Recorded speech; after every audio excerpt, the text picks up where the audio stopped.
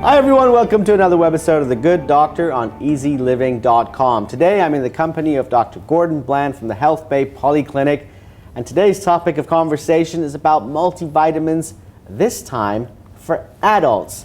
Dr. Gordon, in a previous webisode we talked about multivitamins for children, and how important they are and why they should have it. Does the same kind of rule apply to adults? Is that we've got difficult adults who can't take their or eat their veggies, and therefore they've got to take supplements like a vitamin D3 or a vitamin C? The vitamin Ds and the vitamin Cs, we often consider these in a range of different conditions. The vitamin C more so for things like head colds and viruses. The vitamin D is a common deficiency in Dubai. It's very strange because our skin actually manufactures vitamin D from exposure to sunlight. So you'd think, because there's plenty of sunshine outside, that we shouldn't be deficient in vitamin D.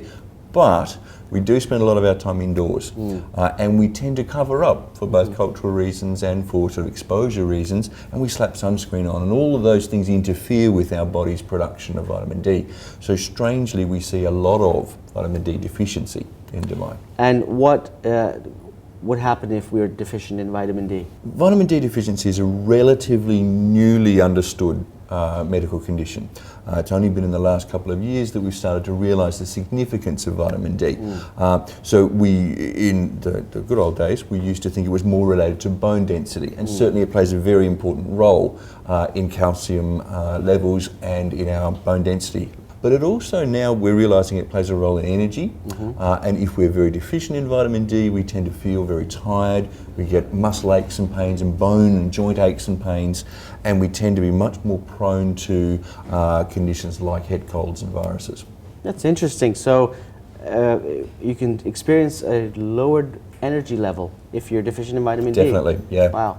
Well, that's something new that I just learned on this show. Vitamin C, we get the common cold, and the first thing Dr. Mom says is, go take your vitamin C. Definitely, yeah. No, it's good stuff. Vitamin C is primarily an antioxidant, so it works by helping sort of clean out the system. It's an important part of our inflammatory system, an important part of our immune system, so it's important to have good high levels. So when we get sick, vitamin C is good stuff. The dose recommendation varies quite a lot. Different people will recommend widely different dose ranges.